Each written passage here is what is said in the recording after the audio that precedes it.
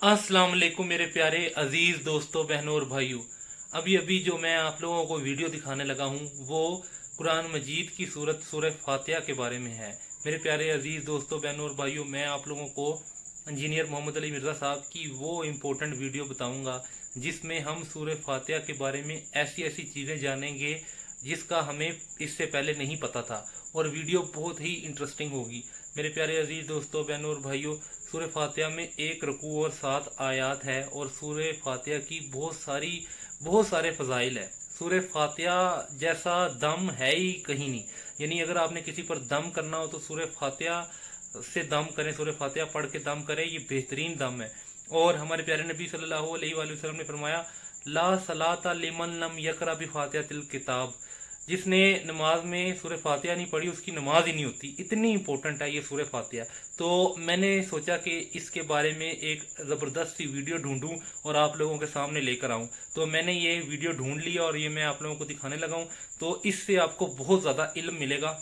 तो आइए सबसे पहले ये वीडियो देखते हैं। तो ये देखिए, फिरके नहीं बनाने।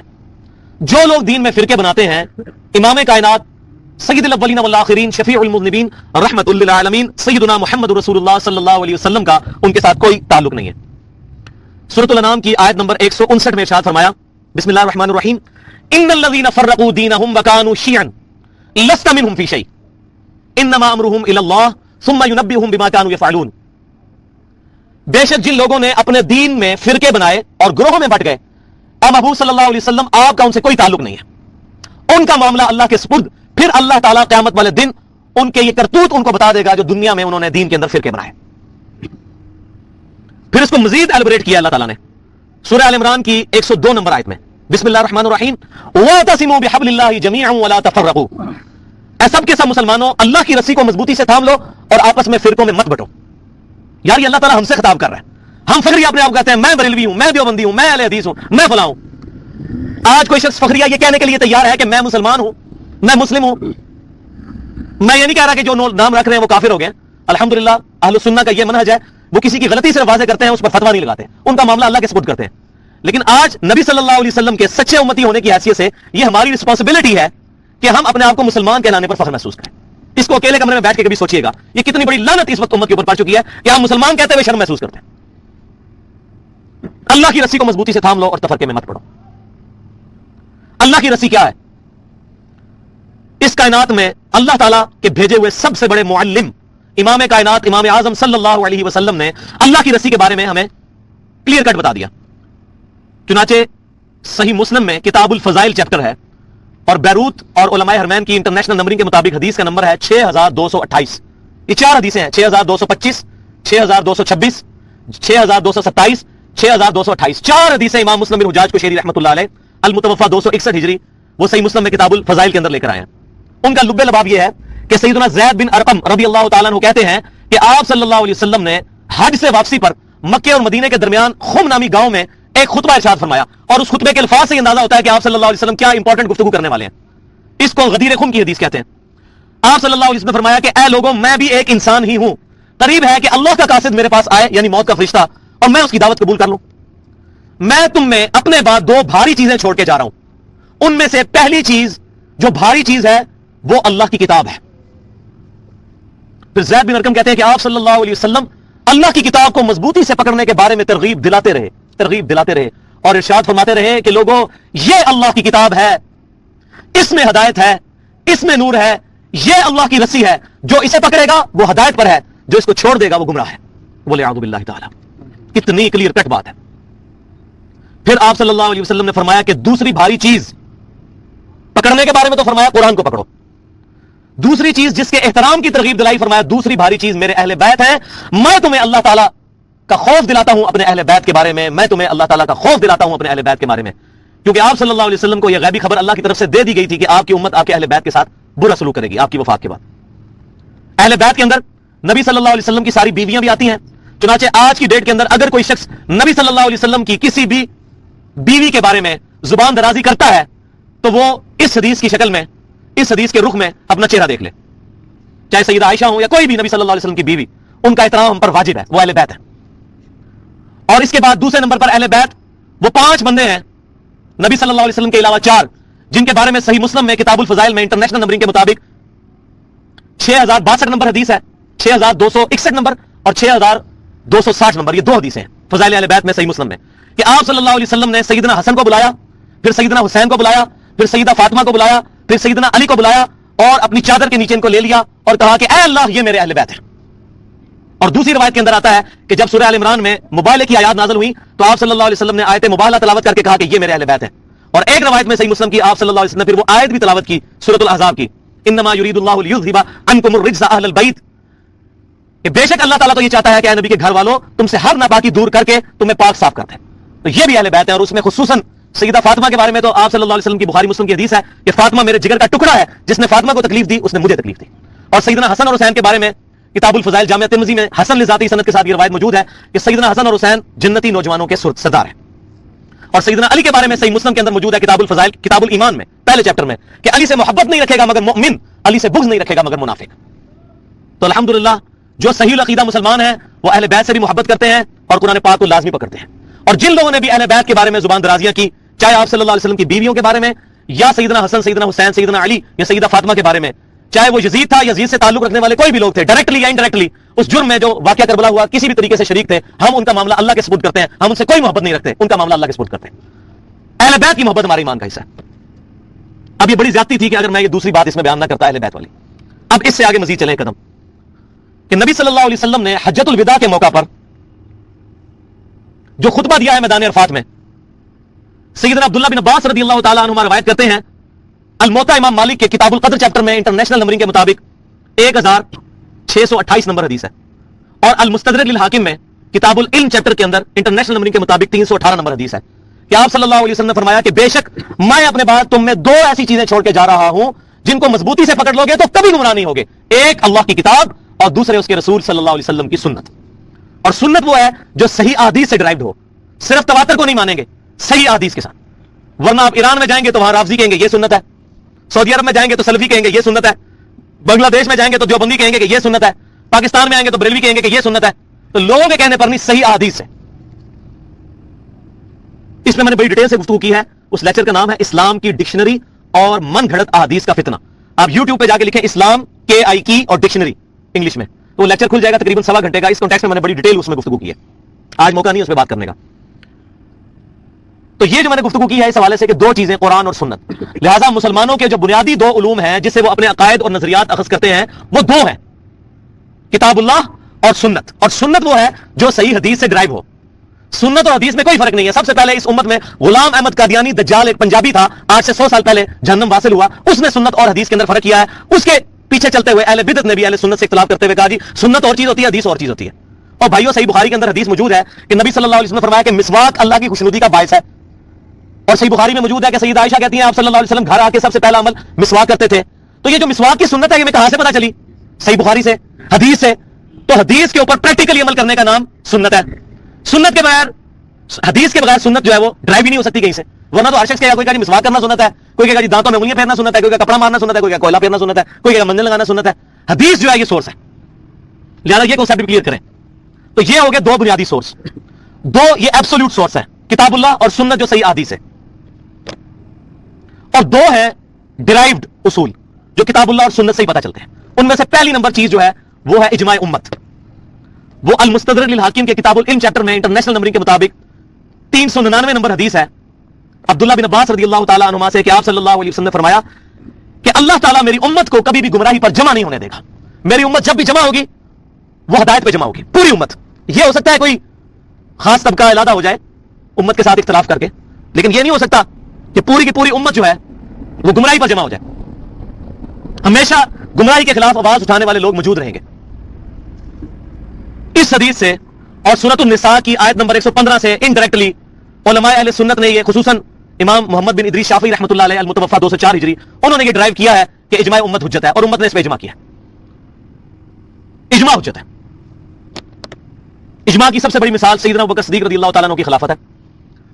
صحیح بخاری کے اندر حدیث موجود ہے، سیدہ عائشہ فرماتی ہیں نبی صلی اللہ علیہ وسلم نے اپنا خلیفہ کسی کو نہیں بنایا، صحابہ کرام نے اجماع کیا ہے۔ قرآن پاک کو کتابی شکل میں لانا، اس پر اجماع ہوا۔ پھر آگے چلے دوسری تیسری صدی ہجری کے اندر قرآن پاک غیر مخلوق ہے، इमाम अहले सुन्नत अहमद बिन हम्बल रहमतुल्लाह अलैह अल-मुतवफ़ा 241 हिजरी, उनकी कोशिशों से उम्मत ने इस पे इजमा किया, क्योंकि कुरान और हदीस के अंदर डायरेक्टली ये बहस नहीं मिलती, और ये इजमा का सिलसिला क़यामत तक चल रहा है। अभी 14वीं सदी में बहुत बड़ा इजमा हुआ है कि गुलाम अहमद कादियानी के मानने वाले लोग, चाहे वो अपने आप को कादियानी कहें या लाहौरी, चाहे उसको प्रॉफिट माने या उसको मुजद्दिद माने, वो दार इस्लाम से खारिज है। कादियानी फिरका जो है ये दार इस्लाम से खारिज है, इस पे उम्मत का इजमा हुआ है, तो ये क़यामत तक इजमा जारी रहेगा। चौथी चीज जो है वो ऑप्शनल है, और वो ये है कि जब कुरान सुन्नत और इजमा में कोई चीज ना मिले तो फिर इज्तिहाद किया जाए। यहां से अहले बिदअत और अहले सुन्नत का रास्ता अलग हो जाता है। अहले बिदअत ये कहते हैं कि हम इज्तिहाद को पहले नंबर पर लाएंगे, कुरान हदीस और इजमा का जनाजा निकाल के रख देंगे, जबकि अहले सुन्नत कहते हैं कि पहले किताबुल्लाह, फिर सुन्नत रसूल, फिर इजमा उम्मत, उसके बाद इज्तिहाद। यह फर्क है अहले सुन्नत और अहले बिदअत में। और यह हमने कहां से ड्राइव किया? अल मुसन्नफ इब्न अबी शैबा, अहदीस के आसार का और सहाबा किराम के आसार का और अहदीस का सबसे बड़ा मजमुआ, तकरीबन 38,000 अहदीस और अक़वाल इसमें मौजूद हैं। और इमाम मुस्लिम बिन हुज्जाज कुशैरी रहमतुल्लाह अलैह इमाम इब्न अबी शैबा से 1500 हदीसें सही मुस्लिम में लेके आए हैं। इमाम बुखारी ने भी इनसे हदीसें ली हैं। इमाम बुखारी और इमाम मुस्लिम के उस्ताद हैं, 235 हिजरी में फौत हुए। तो इन्होंने अहदीस और आसार का मजमुआ अल मुसन्नफ इब्न अबी शैबा जमा फरमाया, जिसमें 38,000 अहदीस और अक़वाल मौजूद है सहाबा किराम और ताबईन के। उसमें इंटरनेशनल नंबरिंग के मुताबिक 22,990 नंबर सही असर मौजूद है। इसमें ज़ईफ़ रवायतें भी बहुत हैं। मैं इसलिए बता रहा हूं, बाद लोग अपनी ज़ईफ़ चीजों के दलाइल इस किताब से निकालते हैं, तो ज़ईफ़ बातें भी हैं, लेकिन ये सही असर है 22,990 नंबर। कि सैयदना उमर रज़ियल्लाहु ताला अन्हु कहते हैं कि जब भी तुम्हें कोई मसला आए तो पहले देखो किताबुल्लाह में, किताबुल्लाह में ना मिले तो फिर सुन्नत रसूल में देखो, अगर सुन्नत रसूल सल्लल्लाहु अलैहि वसल्लम में वो मसला ना मिले उसके बाद उम्मत का इजमा देखो, और अगर इजमा में भी ना मिले तो फिर तुम इज्तिहाद कर लो। ये नहीं फरमाया कि किसी मौलवी के इज्तिहाद के पीछे लग जाओ, चाहे उसका इज्तिहाद गलत ही हो, तुम इज्तिहाद करो, क्योंकि इज्तिहाद का दरवाजा क़यामत तक के लिए खुला है। अगर इज्तिहाद को किसी शख्सियत तक मखसूस कर देंगे तो हम चैलेंज करते हैं कि इस दौर के जो मसले हैं, स्पीकर के अंदर नमाज पढ़ाने का मसला, वीडियो कैमरे का मसला, इंतकाल खून का मसला, कुतबैन पे नमाज का मसला, हवाई जहाज में नमाज का मसला, अपने आजाद किसी को डोनेट करने का मसला, टेस्ट ट्यूब बेबी का मसला, ये हजारों मसाइल ऐसे हैं जो सलफ के ख्वाबों में भी नहीं कभी आए थे।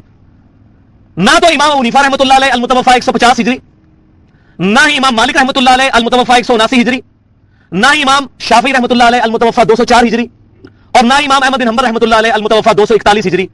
उन मुज्तहिदीन के यहां भी आपको यह गुफ्तगू नहीं मिलेगी। क्या होगा? आज उलमा बैठेंगे, डिस्कशन करेंगे, उसके बाद उम्मत इसमें इज्तिहाद करेगी, उसमें राय मुख्तलिफ भी हो सकती है उलमा की, लेकिन किसी एक आलम के पीछे चलना जरूरी नहीं है, वरना तो दीन का जनाजा निकल जाएगा। लिहाजा अगर आज उलमा ये लेटेस्ट मसाइल के ऊपर किताबें लिख रहे हैं तो उनके मानने वाले लोग क्या उन मौलवियों के मुकल्लिद हो जाते हैं जब उनका मसला पूछ लेते हैं? नहीं, उनसे मसला पूछते हैं तो फिर उसूलन अगर वो इज्तिहाद इस जमाने का हो रहा है तो उनके मुकल्लिद होना चाहिए ना उनको। मिसाल के तौर पर अगर मौलवी तकी उस्मानी साहब को लेटेस्ट मसला लिखते हैं और आप उसके मसले के पीछे चलते हैं तो फिर उनके मुकल्लिद हुए ना, इमाम हनीफा के तो ना हुए। तो कहते हैं नहीं इज्तिहाद होगा, तो भाई हम भी यही कह रहे हैं कि इज्तिहाद सिर्फ इमाम हनीफा नहीं करेंगे, इमाम शाफी नहीं, क़यामत तक जारी है। और फिर उसमें ऐसी चीजें ना हो जो किताबुल्लाह और सुन्नत और इजमा से टकराती हो। ये अहले सुन्नत और अहले बिदअत का इख्तिलाफ शुरू से और ये रहेगा, क्योंकि उम्मत का एक गिरोह हक पर कायम रहना है, उसने उस चीज को पकड़ा हुआ है मजबूती के साथ। तरक्तु फीकुम अमरैन, तुम मैं दो चीजें छोड़ के जा रहा हूं, अल्लाह की किताब और उसके रसूल सल्लल्लाहु अलैहि वसल्लम की सुन्नत। तो ये मैंने इजमा और इज्तिहाद के ऊपर भी ज़िमनन गुफ्तगू की। ये मैं समझ रहा था कि मनहज के एतबार से हमें ये चीजें जरा क्लियर होनी चाहिए। अब पिछली दफा जो मैंने कुरान पाक के तारुफ के हवाले से कुछ बातें की थी, उनमें से कुछ इंपॉर्टेंट बातें जो हैं डिटेल के साथ नहीं, सिर्फ मुख्तसरन मैं बयान करूंगा, क्योंकि पिछली दफा मैंने तकरीबन पौने 2 घंटे कुरान पाक के तारुफ पे 8 बड़े टॉपिक्स और उनके अंदर तकरीबन 40 टॉपिक्स के ऊपर डिटेल से गुफ्तगू की थी। तो आज मैं सिर्फ थोड़ी सी देर में उसका ओवरव्यू करवा के तो इंशाल्लाह हमारी जो पहली क्लास है सूरह फातिहा के हवाले से उसमें मैं इंशाल्लाह गुफ्तगू करूंगा, क्योंकि तकरीबन 20-22 मिनट रह गए हैं और मेरी कोशिश है कि इसको मुकम्मल किया जाए। अगर 5-10 मिनट ऊपर हो जाए तो उसमें परेशानी वाली बात नहीं, 1 घंटे से ज्यादा नहीं होगा, क्योंकि हमारी रिकॉर्डिंग भी हमने 1 घंटे ही करनी है। दुरूशी पढ़ें। अल्लाहुम्मा सल्ली अला मुहम्मद व अला आलि मुहम्मद कमा सल्लैता अला इब्राहीम व अला आलि इब्राहीम इन्नका हमीदुम मजीद। अल्लाहुम्मा बारिक अला मुहम्मद व अला आलि मुहम्मद कमा बारकता अला इब्राहीम व अला आलि इब्राहीम इन्नका हमीदुम मजीद।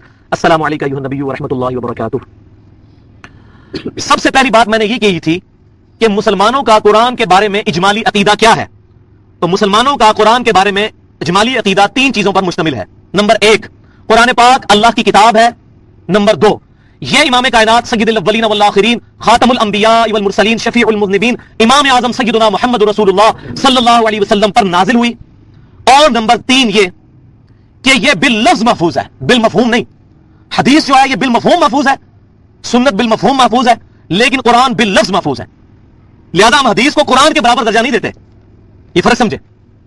ये मुनकरीन हदीस अहले सुन्नत के ऊपर ये एतराज करते हैं, ये हदीस को कुरान की तरह, बुखारी मुस्लिम को कुरान की तरह मानते हैं। बुखारी मुस्लिम नबी सल्लल्लाहु अलैहि वसल्लम की अहादीस मुत्तसिलुल असनाद मरफू अहादीस का 100% सही मजमुआ है, लेकिन बिल मफहूम, बिल लफ्ज नहीं। कुरान बिल लफ्ज है, ये बहुत बड़ा फर्क है। और काश इस तरह की कोशिश सहाबा किराम अलैहिम रिज़वान हदीस के बारे में करते जिस तरह की कुरान के बारे में की, तो शायद आज उम्मत की जो इख्तिलाफ की नोयत है वो जरा कम होती। लेकिन अल्लाह की हिकमत, इसी के अंदर मैंने अगली बात ये की थी, चौथी बात, कि कुरान पाक असल हालत में जो है वो लोहे महफूज में है। हमारे पास ऑथेंटिक वर्जन है, उसका फोटोकॉपी है जो दुनिया में अल्लाह ताला ने उम्मत मुहम्मदिया सल्लल्लाहु अलैहि वसल्लम को दी। लेकिन बल हुआ कुरान मजीद फी लौहिम महफूज, असल कुरान वहां पर महफूज है, लेकिन ये जो हमारे पास कुरान है ये उसकी नकल है, और ये इसी तरतीब पे महफूज है कि सूरह फातिहा फिर सूरह बकरा। वो तस्लीमा नसरीन जो दज्जाल बांग्लादेश की कहती है कुरान की तरतीब हामी नहीं है, वो झूठ है। पांचवी बात, नबी सल्लल्लाहु अलैहि वसल्लम का ओनली मौजज़ा जिस पर दावा नबूवत है हमारा, वो ये कुरान है। इसकी बुनियाद पे हम चैलेंज करते हैं कि आप सल्लल्लाहु अलैहि वसल्लम अल्लाह के नबी हैं। बाकी आपके हिस्सी मौजज़ात बहुत है, लेकिन जिस मौजज़े पर हमारा चैलेंज है कि अल्लाह के नबी सल्लल्लाहु अलैहि वसल्लम अल्लाह के नबी हैं, वो कुरान पर है। कुरान को उस जमाने के टेस्ट में भी पेश कर दे कि उस वक्त शायराना दौर था, कोई शख्स कुरान जैसी सूरत नहीं बना सका, और आज के जमाने में साइंटिफिक फैक्ट्स पे पेश करें, कुरान की एक आयत भी एस्टैब्लिश साइंस के खिलाफ नहीं है। इस पर मैंने बड़ी डिटेल से गुफ्तगू पिछली दफा की थी। और छठी बात यह कि कुरान वो अल किताब है जिसकी पेशन गोइयां तमाम पुरानी किताबों में मौजूद है। खुसूसन इस वक्त दुनिया के अंदर दो बड़े जो मज़हब है, क्रिश्चियनिटी और जुडाइज्म, ईसाइयत और यहूदियत, उनकी जो मुश्तरका किताब है तौरात, ओल्ड टेस्टामेंट जिसको कहते हैं, उसमें जो चैप्टर है किताबुल इस्तिस्ना जिसको कहते हैं ड्यूटोनोमी, उसका बाब नंबर 18 और उसमें आयत नंबर 18 में है कि ए मूसा अलैहि सलाम, मैं तेरी उम्मत के भाइयों में से एक ऐसा रसूल बर्पा करूंगा जिसके मुंह में अपना कलाम डालूंगा और वो लोगों से वही कहेगा जो मैं उसको वही कहूंगा। वमा यंतिकु अनिल हवा इन हुवा इल्ला वह्युन यूहा, जो कुरान में भी आता है। ये महबूब सल्लल्लाहु अलैहि वसल्लम अपनी ख्वाहिश नफ्स से कुछ नहीं कहते, बल्कि वो कहते हैं जो अल्लाह ने इनको वही फरमाया। और नबी सल्लल्लाहु अलैहि वसल्लम इसका मिसदाक बन के आए हैं। ईसा अलैहि सलाम इनकी बिशारत ये नहीं है। क्यों? क्योंकि ईसा अलैहि सलाम बनी इसराइल में से थे, उनके भाइयों में से नहीं थे। बनी इसराइल के भाई जो है बनु इस्माइल है, और इसके ऊपर मैंने डिटेल से गुफ्तगू की थी कि मूसा अलैहि सलाम नबी सल्लल्लाहु अलैहि वसल्लम के दरमियान रिजेम्बलेंस है, यकसानियत है, जो ईसा अलैहि सलाम और मूसा अलैहि सलाम के दरमियान नहीं है। तो बनु इस्माइल में से, इनके भाइयों में से नबी सल्लल्लाहु अलैहि वसल्लम को उठाया। इंशाल्लाह इस पे गुफ्तगू डिटेल से सूरह बकरा के पहली रुकू में होगी। उसके बाद दूसरा टॉपिक ये था कुरान कब, कहां और किस जुबान में नाजिल हुआ। तो इसमें मैंने बताया था कि कुरान पाक 610 ईस्वी, आज चल रहा है 2010, तो एग्जैक्ट आप 1400 साल पीछे चले जाए। 2010 अभी चल रहा है, 610 ईस्वी से लेकर 632 ईस्वी तक 22 सालों में ईस्वी एतबार से और 23 सालों में कमरी एतबार से नाजिल हुआ। ये तो हो गया उसका टाइम। और उसका स्पेस क्या है, टाइम एंड स्पेस, ये हिजाज के अंदर नाजिल हुआ, सवाए दो आयात के जो सूरह बकरा की आखिरी दो आयात हैं, आमन रसूल बिमा उनज़िला इलैहि मिन रब्बिहि वल मुमिनून, ये शब मिराज नबी सल्लल्लाहु अलैहि वसल्लम को अता हुई, सही मुस्लिम में हदीस मौजूद है। बाकी पूरा कुरान नजद में नाजिल नहीं हुआ, हिजाज में नाजिल हुआ। तबूक से लेकर मक्का मदीना ये सारा पोर्शन जो है ये हिजाज बनता है, जो पहाड़ियां उसके इस तरफ। दूसरी बात इसके अंदर ये कि मक्की कुरान पूरे कुरान का 2/3 है और मदनी कुरान 1/3 है। तीसरी बात यह कि कुरान पाक का जो डायलेक्ट्स है, लहजा जो है अरबी, जैसा पंजाबी में भी कई लहजे हैं, लोहरियों का अलग लहजा है, सियालकोट वालों का अलग है, झेलम वालों का हमारे अलग है, इसी तरह पिंडी का अलग है। तो कुरान का जो लहजा है वो जो हिजाज के रहने वाले बादिया नशीन थे, जो पेंडू लोग, उनकी अरबी जुबान के अंदर है। चौथी बात मैंने इसमें बताई थी कि अरबी जुबान ने कुरान पाक का यह एहसान कभी नहीं भूलना कि कुरान पाक की वजह से अरबी जुबान में तब्दीली नहीं आई। अंग्रेजी जुबान आज से 150 साल पहले देखें, उर्दू जुबान आप पुराने तर्जमे उठा के देखें, इमाम अहमद बरेलवी साहब का, अशरी थानवी साहब का, फतेह मोहम्मद जलंधरी साहब का, आपको उस उर्दू और आज की उर्दू में बड़ा फर्क नजर आएगा। लेकिन अरबी उसी तरह चल रही है। पांचवी बात कि अरबी जुबान की क्लाइमेक्स ग्रामर की किताब कुरान है, हत्ता कि इस दौर के कॉप्टिक क्रिश्चियन 1,40,00,000 कॉप्टिक नस्ल दर नस्ल जो क्रिश्चियन है, वो भी अरबी जुबान सिखाने के लिए, जो अरबी नस्ल है, सबसे टॉप की चोटी की बुक जो पढ़ाते हैं वो कुरान है। अल्लाह का कलाम नहीं मानते, लेकिन उसको ग्रामर की बुक मानते हैं, बहुत बड़ी।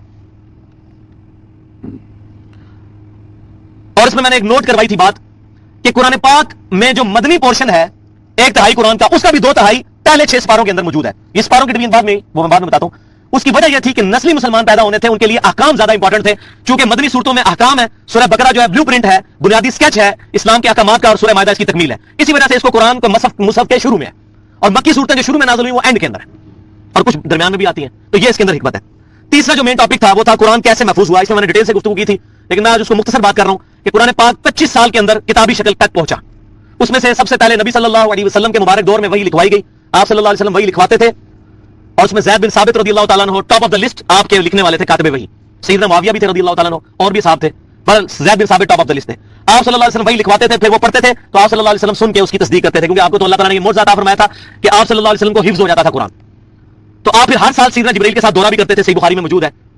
और जिस साल आपकी वफात हुई आपने 2 दफा ये दौरा किया। तो आप सल्लल्लाहु अलैहि वसल्लम ने इसको लिखवाया अपनी मुबारक जिंदगी में। अलबत्ता 2 गत्तों के दरमियान एक जगह पर पूरा कुरान पाक सैयदना अबू बकर सिद्दीक रज़ियल्लाहु ताला अन्हु के दौर में जमा हुआ, जब जंग यमामा में मुसैलमा कज़्ज़ाब के खिलाफ लड़ते हुए 700 हाफिज शहीद हुए। तो सैयदना उमर रज़ियल्लाहु ताला अन्हु के मशवरे पर कुरान पाक को किताबी शक्ल में एक जगह इकट्ठा किया गया। उमर ने डिटेल से पिछली दफा गुफ्तगू की थी। और फिर जब किरात का इख्तिलाफ पैदा हुआ सैयदना उस्मान के दौर के अंदर, सही बुखारी में मौजूद है कि अज़रबैजान के लिए जब फौजें जा रही थी रशिया को फतह करने के लिए, वहां सहाबा किराम ने ये चीज ऑब्जर्व की کہ قرآن پاک جو مختلف قرات میں نازل ہوا ہے اور صحابہ کرام نے یہ دیکھا کہ جو نئے مسلمان ہو رہے ہیں وہ آپس میں اختلاف کر رہے ہیں اس قرات کی وجہ سے، اگرچہ وہ اختلاف جو ہے وہ ایسا نہیں ہے، اللہ تعالیٰ کی طرف سے ہی ہے قرات کا جو اختلاف ہے، لیکن اس کی وجہ سے مطلب میں کوئی فرق نہیں پڑتا۔ قرآن 7 قراتوں میں نازل ہوا ہے، اس پہ امت کا اجماع ہے۔ تو میں نے ڈیٹیل سے گفتگو کی تھی، البتہ وہ قریش کی قرات کے اندر لکھی ہوئی شکل میں جو ہے وہ سیدنا عثمان غنی رضی اللہ تعالیٰ عنہ نے اس کو محفوظ کیا۔ اور یہ بات یاد رکھیں کہ جو صحیح بخاری میں حدیث موجود ہے عبداللہ بن مسعود رضی اللہ تعالیٰ عنہ کی کہ وہ جو واللیل اذا یغشا کو وہ اور انداز میں پڑھتے تھے، وہ قرات جو ہے وہ منسوخ ہو چکی ہوئی ہے۔ جو 7 قراتیں ہیں جو اسٹیبلش ہیں وہ منسوخ نہیں ہے۔ جو اس وقت قرآن موجود ہے دنیا کے اندر یہ وہی قرآن ہے، اس کو آپ کسی بھی قرات میں پڑھیں، کوئی لفظ ایڈ یا مائنس نہیں کرنا پڑتا، ہاں صرف زبر زیر اور کھڑی زبروں کا فرق آتا ہے، اور وہ تو آپ کو پتا ہے کہ عرب کے اندر ضروری نہیں ہے۔ مثلا ایک قرات میں آتا ہے مالک یوم الدین اور ایک میں آتا ہے ملک یوم الدین، اس لیے ماں کو میم الف زبر ماں نہیں لکھا جاتا، میم اور لام ملایا جاتا ہے، چاہے تو کھڑا زبر ڈال لیں چاہے اسرا زبر، دونوں قراتیں بیک وقت اس میں سیٹسفائی ہوتی ہیں۔ اس کے بعد میں نے یہ بات بتائی تھی، چوتھی جو بڑی کیٹیگری تھی وہ یہ کہ قرآن پاک ادب کی کون سی قسم ہے۔ یہ قرآن کے اسٹوڈنٹ کو بنیادی بات پتا ہونی چاہیے۔ عموماً کوئی بندہ قرآن کھولتا ہے تو سمجھتا ہے یہ عام سٹوری بک کی طرح اس میں چیپٹرز بنے ہوئے ہوں گے اور میں ڈیٹیل سے ایک تفسیر کے ساتھ پڑھتا جاؤں گا اور مجھے سمجھ آ جائے گی۔ تو قرآن پاک کا جو انداز ہے وہ بک والا نہیں ہے بلکہ خطابت کا انداز ہے، بلکہ میں نے پچھلی دفعہ ایک لفظ استعمال کیا تھا کہ it is the collection of divine orations of almighty اللہ۔ یہ اللہ تعالیٰ کے خطبات کا مجموعہ ہے قرآن، اور خطبے کی یہ خاصیت ہوتی ہے کہ اس کے اندر خطیب جو ہوتا ہے وہ جوش کے ساتھ گفتگو کرتا ہے، اسٹارٹ میں بھی اور اینڈ میں بھی، اور پھر گفتگو کے دوران ادھر ادھر کی مثالیں دے کر بات سمجھانے کی کوشش کرتا ہے۔ اس میں یہ ضروری نہیں ہوتا کہ ایک ہی ٹاپک پہ بات ہو، اور پھر اس کے اندر جوش بھی موجود ہوتا ہے۔ جیسے صحیح مسلم کے اندر حدیث ہے کہ نبی صلی اللہ علیہ وسلم جب جمعے کا خطبہ دیتے تھے کتاب الجمعہ چیپٹر میں، آپ کی آنکھیں سرخ ہو جاتی ہیں، آواز بلند ہو جاتی، اور آپ کھڑے ہو کر خطبہ دیتے تھے، ظاہر ہے اس وقت ویسے بندے میں جوش ہوتا ہے، جیسے آپ صلی اللہ علیہ وسلم اس جرنیل کی طرح ہو کہ جو اپنے ماننے والوں کو کسی فوج کے خلاف لڑانے کے لیے تیار کر رہا ہو۔ تو قرآن بھی اللہ تعالیٰ کے خطبات ہیں، اس لیے قرآن کا سٹارٹ بھی بڑا زبردست ہوتا ہے سورت کا، اور اینڈ بھی۔ آپ سورہ بقرہ کا سٹارٹ دیکھیں ذالک الکتاب لا ریب فیہ ھدی للمتقین، اور اینڈ دیکھیں آمن الرسول بما انزل الیہ من ربہ والمؤمنون۔ سورۃ الحشر کا اینڈ دیکھیں هو اللہ الذی لا الہ الا هو۔ اس طرح یہ خطبے کی شان ہوتی ہے۔ اور اگر اس کے ڈیوائن میوزک کی بات کی جائے کہ قرآن پاک کے اندر جو ایک ربط ہے جس کو ہم شاعرانہ کلام تو نہیں کہتے، کیٹیگوریکل ڈینائی ہے قرآن میں، وما علمناه الشعر وما ينبغي له، اس نبی کو ہم نے شعر کہنا نہیں سکھایا، لیکن ایک ٹون موجود ہے ڈیوائن میوزک، الرحمن علم القرآن خلق الانسان علمہ البیان، لیکن اس میں وزن اس طرح کا نہیں جس طرح شاعرانہ کلام میں ہوتا ہے، چھوٹی بڑی آیات بھی ہیں۔ تو اس کو آپ آج کے جدید دور میں سمجھ سکتے ہیں کہ جو بلینک ورس کا کنسپٹ ہے آزاد نظم کا، جس میں چھوٹا مصرع بھی ہوتا ہے اور بڑا بھی، وزن برابر نہیں ہوتا، میرا خیال یہ ہے کہ یہ قرآن پاک سے ڈیڈکٹ کیا گیا ہے۔ پانچویں جو بات جو مین کیٹیگری تھی وہ قرآن کی ترتیب اور ترکیب کے بارے میں۔ تو میں نے بتایا تھا قرآن کا بیسک یونٹ جو ہے وہ آیت ہے، کافی ساری آیات مل کر ایک سورت بنتی ہیں۔ آیت کا مطلب ہے نشانی، اللہ کی نشانی، اللہ کی بہت ساری نشانیاں مل کر ایک سورت، ایک دیوار بن جاتی ہے، ایک فصل بن جاتی ہے، یعنی ایک سورت اللہ کی آیات کا ایک شہر آباد ہے، اور سورت پورے ایک مضمون پر مشتمل ہوتی ہے۔ پھر صورتیں بھی جو ہیں وہ میں نے بتایا تھا جوڑوں کی شکل میں ہیں، اور دو صورتیں مل کر ایک بنیادی مقصد کو پورا کرتی ہیں، جیسے سورہ الفلق اور سورہ الناس، یہ جوڑا ہے۔ الفلق ان چیزوں کے ساتھ ڈیل کرتا ہے جو انسان پر باہر سے حملہ آور ہوتی ہیں، اور الناس جو ہے انسان کے اندر چیزیں۔ اسی طرح سورہ القمر اور النجم، یہ بھی چاند اور تارا، یہ بھی جوڑا ہے۔ سورہ المزمل المدثر، یہ بھی جوڑا ہے۔ سورہ البقرہ اور آل عمران، یہ بھی جوڑا ہے، وہ یہودیوں کے بارے میں، عیسائیوں کے بارے میں، خیر میں نے اس پہ ڈیٹیل سے گفتگو کی تھی، وہ انشاءاللہ بعد میں بھی آتی جائے گی۔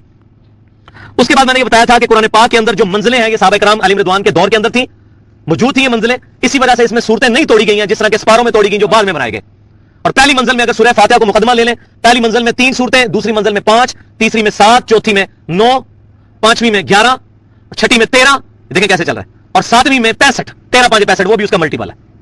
البتہ رکوع اور سپارے جو ہیں یہ حجاج بن یوسف نے خلیفہ ولید بن عبد الملک کے کہنے پر نبی صلی اللہ علیہ وسلم کی وفات کے تقریباً 80 سال کے بعد، 70-80 سال کے بعد اس کو جو ہے وہ ڈیوائڈ کیا، اور اس میں پھر ان سے جو غلطیاں ہوئی۔ رکوع کے معاملے میں تو ہم سمجھتے ہیں کہ کافی حد تک بہتر ہے، سپاروں کے معاملے میں بڑا ظلم ہوا ہے۔ جیسے میں نے بتایا تھا کہ سورۃ الحجر کی ایک آیت جو ہے وہ 13ویں پارے میں ہے، باقی پورے سورہ ہجر جو ہے 14ویں پارے میں ہے۔ کیا تکلیف تھی اگر اس ایک آیت کو 14ویں پارے میں ڈال دیا جاتا؟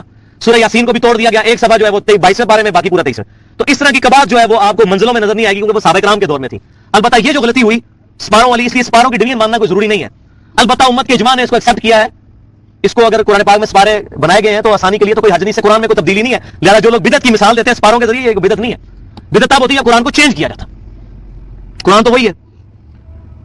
اس کے بعد میں نے بتایا تھا کہ قرآن کا اصل موضوع اور مقصد کیا ہے۔ قرآن کا اصل موضوع ہے انسانیت کی ہدایت، انسانیت کی ہدایت۔ قرآن نہ فلسفے کی کتاب ہے، نہ فزکس کی، نہ میتھمیٹکس کی، اگرچہ 1000 آیات سائنس پر مشتمل قرآن میں مختلف ٹاپکس میں موجود ہیں، لیکن اللہ تبارک و تعالیٰ نے اس کا بنیادی مقصد رکھا ہے ہدی للناس، لوگوں کے لیے ہدایت۔ وہ انشاءاللہ قرآن میں ڈیٹیل کے ساتھ آئیں گی جب آیات۔ اس کے بعد قرآن پاک سے ہدایت حاصل کرنے کا طریقہ کیا ہے، یہ 7واں ٹاپک تھا۔ تو میں نے اس میں ایک بات مجھ سے پچھلی دفعہ رہ گئی جو میں آج کرنا چاہتا ہوں کہ قرآن پاک سے ہدایت اسی شخص کو ملے گی جو قرآن پاک پر عمل کرے گا، یہ لازمی شرط ہے، तभी उसको पता चलेगा कि कुरान, चूंकि कुरान पाक भी सर्कमस्टांसेस में नाजिल हुआ। मदीने के अंदर मुनाफिक आए तो उस एतबार से मुसलमानों को गाइडलाइंस मिली, गजवा बदर के अंदर गाइडलाइंस मिली, गजवा ओहद के अंदर गाइडलाइंस मिली। अब जो बंदा जिहाद का मुनकर होगा उसको कुरान कैसे समझ आएगा? जिहाद तो लाजमी जुज़ है। अब अगर हमें जो है वो इस्लाम के दुश्मन कहेंगे सूरह तौबा निकाल दो, सूरह अनफाल निकाल दो, तो हम तो नहीं उनकी बात मानेंगे। तो कुरान जब तक अमल नहीं करेंगे उस वक्त तक कुरान की समझ नहीं आएगी। ये बहुत बुनियादी शर्त है। उसके बाद मैंने बताया था कि कुरान पाक में अहकामात के सिलसिले में हम सलफ की तरफ रुजू करेंगे और कोई ऐसा अकीदा नजरिया कबूल नहीं करेंगे जो सलफ से टकराता हो। अलबत्ता जो साइंटिफिक आयात और डिस्कवरीज हैं उनके बारे में हम साइंस की तरफ रुजू करेंगे, क्योंकि अल्लाह ताला ने हजरत आदम अलैहिस्सलाम को 2 उलूम अता फरमाए। एक अस्मा का इल्म जो सूरह बकरा के अंदर आता है, दुनिया की हर चीज का नाम सिखा दिए, यानी पोटेंशियली अल्लाह ताला ने हजरत आदम अलैहिस्सलाम को ये इल्म साइंस का दे दिया। और दूसरा वही का इल्म, पहला जो है वो वही का इल्म आप समझे जो रिवील्ड नॉलेज है, कुरान और सुन्नत का नॉलेज, और दूसरा जो है एक्वायर्ड नॉलेज जो साइंस का नॉलेज है, एस्टैब्लिश साइंस। ये दोनों कुरान पाक से साबित है। और आखिरी टॉपिक मैंने ये बयान किया था कि मुसलमानों पर कुरान के बुनियादी हुकूक क्या है, तो मैंने 5 हक बताए थे, वो अब मैं आपको सिर्फ रिपीट कर देता हूं। सबसे पहला हक हर मुसलमान पर कुरान का यह है कि कुरान पर ईमान लाया जाए। दूसरा हक यह कि इसकी तलावत की जाए, जैसा कि तलावत करने का हक है, कुरान पाक में भी आया। और तलावत का माना यह ना समझे कि सिर्फ इसको तलावत को या इसको पढ़ना। अरबी में तलावत कहते हैं फॉलो करने को भी, पीछे चलना। वलकमर इज़ा तलाहा, जब जो चांद जो है सूरज के पीछे आता है चल के, तलाहा पीछे चलना, कुरान के पीछे चलना, ये कुरान की तलावत है। ये तलावत का मतलब भी सीखे जाए। तीसरी बात, इसको समझा जाए। समझने के लिए जाहिर है इसका मफहूम समझना होगा। अल्हम्दुलिल्लाह कुरान पाक एज फार एज अकायद आर कंसर्न, कुरान पाक को किसी भी चीज की हाजत नहीं है कुरान को समझने के लिए। अलबत्ता कुरान पाक का टॉपिक जो है वो चूंकि अहकाम की डिटेल नहीं है, उस तरह कुरान का टॉपिक अकीदा है, इसमें कुरान जो है हदीस का भी मोहताज नहीं। अलबत्ता अहकाम के मामले में कुरान का टॉपिक नहीं है। ये बात लोग गुस्ताखी करते हुए कहते हैं नमाज का तरीका ही नहीं कुरान में, तो कुरान की तौहीन नहीं करनी चाहिए। कुरान का ये टॉपिक नहीं है। फिजिक्स की बुक के अंदर मैथमेटिक्स तो नहीं आपको मिलेगी डिटेल के साथ, अलजबरा तो नहीं मिलेगा, उस तरह बायोलॉजी तो नहीं मिलेगी। कुरान का अकीदा, कुरान पाक का टॉपिक अकीदा है। अहकाम को सिर्फ वो ओवरव्यू करता है, अहकाम को ब्रीफ करती है सुन्नत जो सही हदीस है। लिहाजा कुरान का ऐब नहीं है, इसमें तरीका नमाज का मौजूद नहीं है, तो कुरान का ऐब नहीं है। चौथा हक यह है कि कुरान पाक पर अमल किया जाए, यानी इसके हलाल को हलाल और हराम को हराम समझा जाए। और 5वां हक जो हमारे कंधे पर इमाम कायनात सल्लल्लाहु अलैहि वसल्लम हज्जतुल विदा के मौका पर अल्लाह ताला को गवाह बनाकर हमारे कंधों पर एक बोझ डाल के गए कि जो यहां पर मौजूद है वो उस तक ये पैगाम पहुंचा दे जो यहां मौजूद नहीं है। और कुरान पाक में अल्लाह ताला ने सूरह अल-अनाम की 19 नंबर आयत में इरशाद फरमाया, बिस्मिल्लाहिर रहमानिर रहीम व ऊहिया इलैया हाज़ल कुरआन लिअनज़िरकुम बिहि व मन बलग। ऐ महबूब सल्लल्लाहु अलैहि वसल्लम आप फरमाओ, अल्लाह ने मुझे कुरान इसलिए वही किया है कि ताकि इसके जरिए मैं तुम्हें डर सुनाऊं, तबलीग कर दूं, और जिस तक भी ये कुरान पहुंच जाए, यानी वो भी इसी पर अमल करे और इसी से तबलीग करे। फज़ाइल अमाल से तबलीग ना करे, फज़ाने सुन्नत से तबलीग ना करे, और रहीकुल मखतूम से तबलीग ना करे, बल्कि अल्लाह की किताब से तबलीग। तो मैं यहां आपको बात बता दूं, बाद लोग तबलीग की रट करते हैं, जी अल्लाह नेकी का काम कर रहे हैं ना। मुझे बताएं, हम एक मजदूर को इस बात पर अपॉइंट करें कि उस बंदे ने 1000 ईंट ग्राउंड फ्लोर से फर्स्ट फ्लोर के ऊपर चढ़ानी है। तकरीबन आप लोग 70-80 लोग बैठे हुए हैं, आप सब लोग इंशाल्लाह मेरे साथ इत्तेफाक करेंगे इस मामले में, क्या उसने 1000 ईंट ग्राउंड फ्लोर से फर्स्ट फ्लोर पर चढ़ानी है। उसको मैं 400 रुपए शाम को मजदूरी दूंगा, और शाम को आप आए और उस बंदे ने ईंट तो ना चढ़ाई हो, बल्कि ईंट को जो है वो तरी लगा रहा हो, पानी लगा रहा हो, और ईंटों को सजा सजा के रख रहा हो, या ईंट के बजाय रेत चढ़ा दे ऊपर, तो क्या ख्याल है आप उसको मजदूरी देंगे शाम के वक्त? उल्टा उसको 4 बातें सुनाएंगे कि बेवकूफ इंसान, तुझे तो मैंने लगाया था। वो क्या जी, मैंने तो इतनी मेहनत की, मैं तो बिस्तरा उठा के किधर किधर फिरता रहा दीन की तबलीग के लिए। तो अल्लाह ताला फरमाएगा कि मैंने जो तरीका तुझे बताया था उस तरीके पे क्यों नहीं की। अल्लाह को तदाद से कोई गर्ज नहीं है। रायविंड में 2 लाख बंदा जमा हो जाए या 20 लाख, मुल्तान के अंदर 40 लाख बंदा जमा हो जाए या 1 करोड़, अल्लाह को इससे कोई गर्ज नहीं है। क्यों? सही बुखारी के अंदर हदीस मौजूद है, क़यामत वाले दिन कई अंबिया इस हाल में आएंगे, किसी के साथ 5 उम्मती, किसी के साथ 4 उम्मती, किसी के साथ 3 उम्मती, किसी के साथ 2, किसी के साथ 1, किसी के साथ 1 भी नहीं होगा। तो क्या वो नबी नाकाम हो गए? नबी नहीं नाकाम हुए, वो लोग नाकाम हुए। तो इस्लाम क्वांटिटी में बिलीव नहीं करता, क्वालिटी में बिलीव करता है। क्वालिटी होनी चाहिए। एक मवाहिद जो है, सही मुस्लिम के अंदर हदीस मौजूद है, जब तक एक भी मवाहिद मौजूद है अल्लाह अल्लाह करने वाला, उस वक्त तक अल्लाह ताला क़यामत नहीं कायम करेगा। अल्लाह को एक भी बहुत प्यारा है। तदाद नहीं चाहिए, हुजूम नहीं चाहिए। साहबा कराम 313 से पूरी दुनिया में इंकलाब आ गया। मुसलमान 50 लाख जाके हज करते हैं हर साल, और मुसलमान दिन ब दिन पीछे पीछे जा रहे हैं। कोई दुनिया के अंदर फर्क नहीं पड़ा। क्यों नहीं फर्क पड़ा? उस मनहज को छोड़ दिया। तो कुरान को पकड़ना है हमने, और कुरान की एक्सप्लेनेशन में इंशाल्लाह सही हदीस भी आएंगी, सहाबा ताबीन तबा ताबीन के अक़वाल भी आएंगे। अल्हम्दुलिल्लाह हम सलफ के मनहज पर है। अहले सुन्नत वो है जो किताबुल्लाह को, सुन्नत रसूल को सलफ के मनहज पर मानता है। अहले सुन्नत गैर मुक़ल्लिद नहीं होता, अहले सुन्नत मुक़ल्लिद भी नहीं होता, मुक़ल्लिद की तरह अंधा भी नहीं होता, और अहले सुन्नत जो है वो गैर मुक़ल्लिद की तरह बागी भी नहीं होता कि कुरान और सुन्नत से अपनी मर्जी का रिजल्ट निकालना शुरू करते। नहीं, किताबुल्लाह और सुन्नत को सलफ के मनहज के ऊपर इजमा को हुज्जत मानते हुए वो मानता है। तो ये सारी गुफ्तगू अल्हम्दुलिल्लाह अल्लाह ताला ने मुझे हिम्मत दी है कि मैंने तकरीबन 45 मिनट के अंदर ये गुफ्तगू कवर कर ली है। इंशाल्लाह वो जो 1 घंटा मैंने पूरा करना है 15 मिनट के अंदर इंशाल्लाह 9:15 बजे पूरी ये गुफ्तगू मुकम्मल हो जाएगी। अब सूरह फातिहा शुरू करते हैं। सबसे पहले तो मैं आप सबसे रिक्वेस्ट करूंगा कि हम बहुत बड़ी मंजिल की तरफ अपना कदम बढ़ाने लगे हैं। हमारी जिंदगी का सबसे अहम ये एक सफर है जो हम जिस जर्नी पे जाने लगे हैं, कुरान की जर्नी पर। तो इसके लिए सबसे पहले हम अल्लाह से दुआ मांगते हैं कि ऐ अल्लाह हमें कुरान पाक के मफहूम को उस तरह समझा दे जिस तरह तूने इमाम कायनात सल्लल्लाहु अलैहि वसल्लम को और आप सल्लल्लाहु अलैहि वसल्लम के जरिए सहाबा किराम अलैहिम रिदवान को समझाया था। आमीन। ऐ अल्लाह इस कुरान को हमारे लिए हिदायत और नूर बना और क़यामत वाले दिन इसको हमारे हक में हुज्जत बना, हमारे खिलाफ हुज्जत ना बनाना। रब्बि शरह ली सदरी व यस्सिर ली अमरी वहलुल उक़दतम मिन लिसानी यफ़क़हू क़ौली। अब हम शुरू करते हैं जी सूरतुल फातिहा। अऊज़ु बिल्लाहि समीउल अलीम मिनश शैतानिर रजीम मिन हमज़िही व नफ़ख़िही व नफ़्ख़िही। बिस्मिल्लाहिर रहमानिर रहीम। कुरान पाक अंदर लाके रखे हुए हैं, लेकिन सूरह फातिहा क्योंकि हमें जुबानी आती है इसलिए आज सामने रखने की जरूरत नहीं। अगली दफा सूरह बकरा जब शुरू होगी तो इंशाल्लाह हम डेस्क भी यहां रखेंगे और कुरान पाक सामने रख के इंशाल्लाह इसको कवर किया करेंगे। सूरतुल फातिहा जो है ये कुरान का मुकदमा समझ लें, दिबाचा है कुरान का, प्रीफेस। अल फातिहा कहते हैं खोलने वाले को। यह कुरान पाक की चाबी है जो कुरान पाक का दरवाजा खोलती है।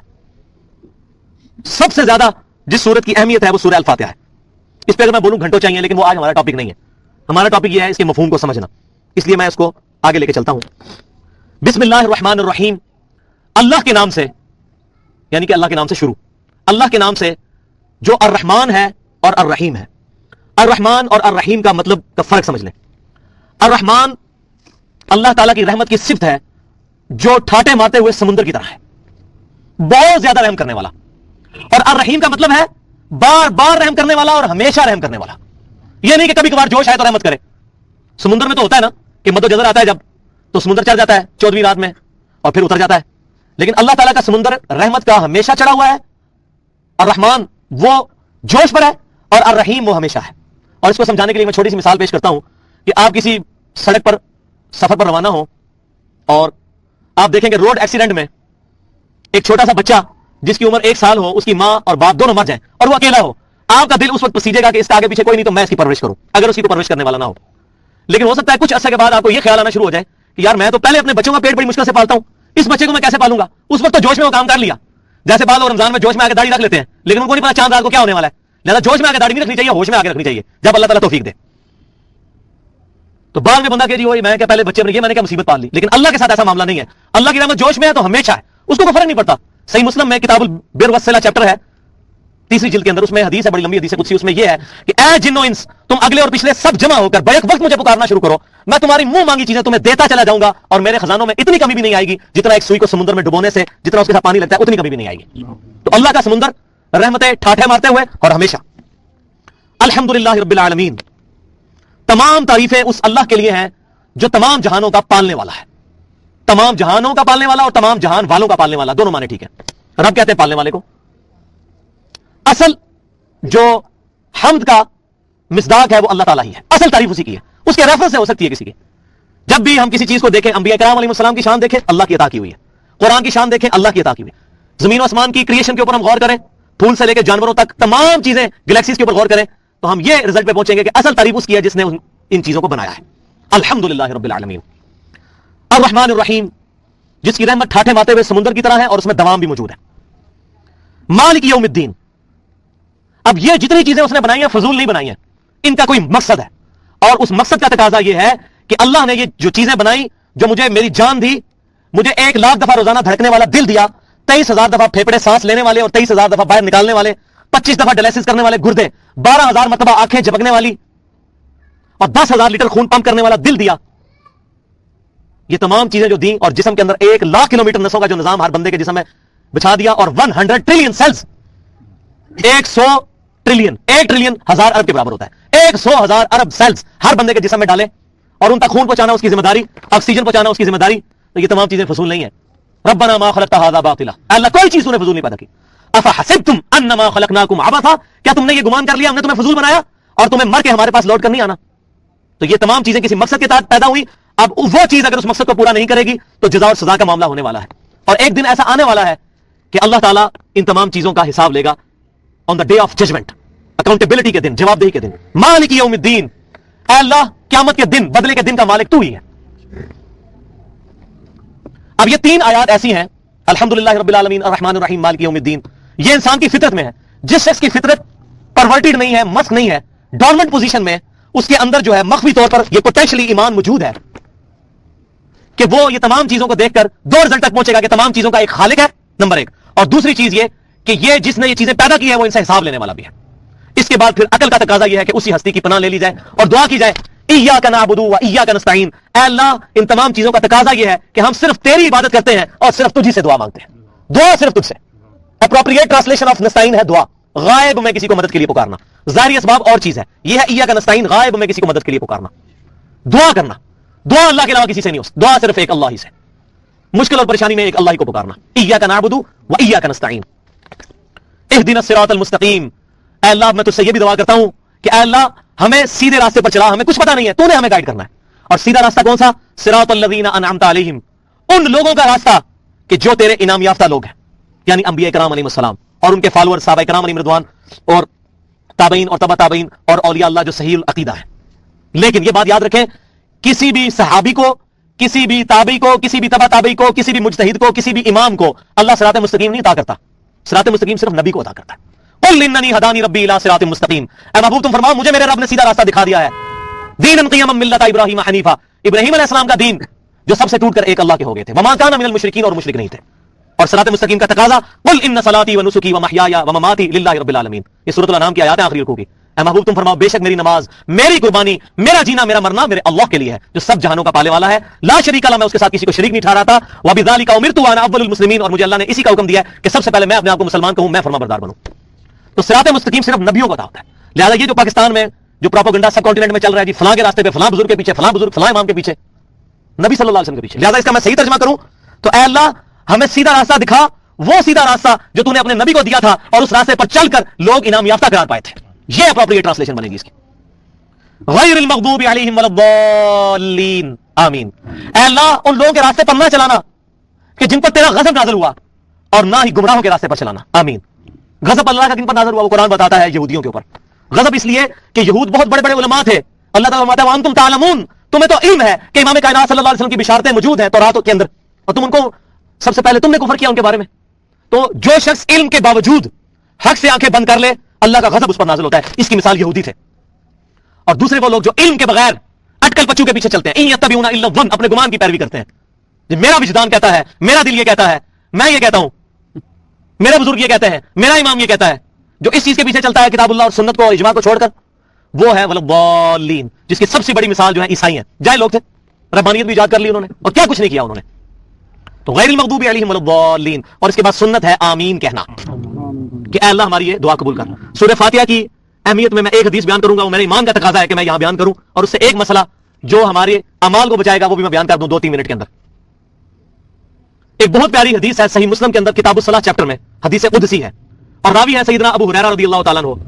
اور یہ حدیث جو ہے وہ قابل وجد ہے کہ نبی صلی اللہ علیہ وسلم نے فرمایا کہ اللہ تبارک و تعالیٰ فرماتا ہے, پہلے آپ صلی اللہ علیہ وسلم نے ایک بات ارشاد فرمائی کہ اس کی نماز ناقص ہے, ناقص ہے, ناقص ہے جو سورہ الفاتحہ نہیں پڑھتا نماز میں. اور ایک تو بخاری مسلم میں حدیث موجود ہے نا کہ جو فاتحہ نہیں پڑھتا اس کی نماز ہی نہیں ہوتی. کیٹیگوریکلی بتایا ہے, اس میں یہ نہیں بتایا کہ امام کے پیچھے پڑھنی ہے نہیں پڑھنی, کیٹیگوریکلی ہے, کوئی استثناء نہیں. اور یہ حدیث آپ صلی اللہ علیہ وسلم نے فرمایا کہ اس کی نماز ناقص ہے, ناقص ہے, ناقص ہے جو نماز میں سورہ الفاتحہ نہیں پڑھتا. پھر آپ صلی اللہ علیہ وسلم نے حدیث قدسی بیان فرمائی, تو وہ سیدنا ابو ہریرہ روایت کرتے ہیں. تو اس کے بعد وہ کہتے ہیں, سیدنا ابو ہریرہ رضی اللہ تعالیٰ سے پوچھا گیا کہ جب ہم امام کے پیچھے ہو تو تب بھی ہم فاتحہ پڑھا کریں. تو سیدنا ابو ہریرہ نے یہ نہیں فرمایا کہ تم منفی ہو جاؤ یا شافعی ہو جاؤ یا مالکی ہو جاؤ.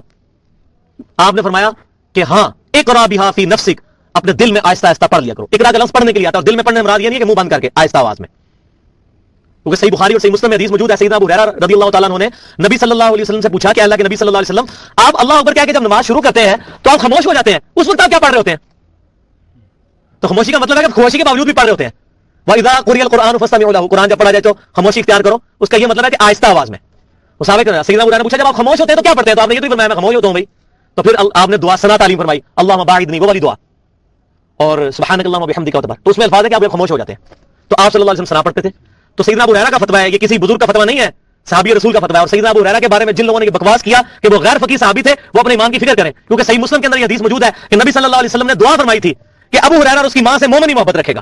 وہ منافق ہے جو سیدنا ابو ہریرہ کہتے ہیں غیر فقیہ تھے, اپنے مولوی کو کہتے ہیں فقیہ تھا بہت بڑا, اور سیدنا ابو ہریرہ کو کہتے ہیں غیر فقیہ تھے, نعوذ باللہ من ذالک. اپنے ایمان کی فکر کریں.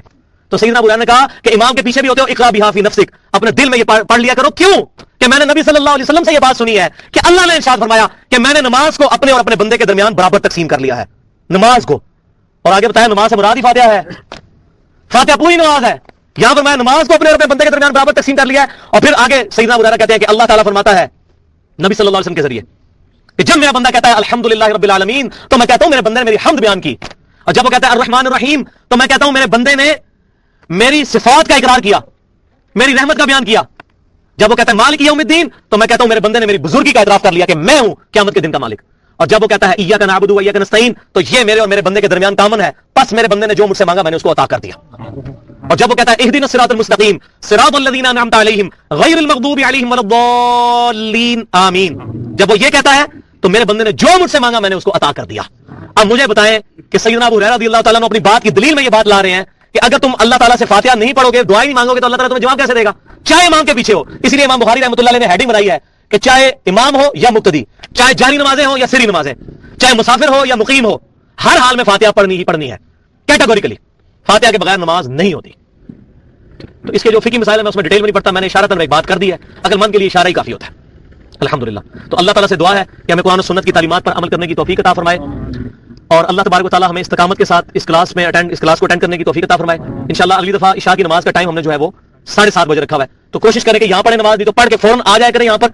हम कोशिश किया करेंगे कि 7:30 है तो 8 बजे फिर ये 10 शुरू हो जाएगा, 8 से 9 दर्स होगा। आज भी ये 1 घंटा 5 मिनट हुआ है, 5 मिनट से ऊपर हुआ है। मैंने प्लान किया था कि एक घंटे के हमारे आइकन्स ये बनते चले जाएंगे, तो ये पूरे कुरान की तफसीर वीडियो में रिकॉर्ड हो जाएगी इंशाअल्लाह ताला, इस अंदाज में कि हम अगर किसी को दावत देना चाहे तो इसको सुने, तो हम किसी तक ऐसे तरीके से ये दावत पहुंचा सकें। वमा अलैना इल्लल बलागुल मुबीन। जज़ाकुमुल्लाह खैर।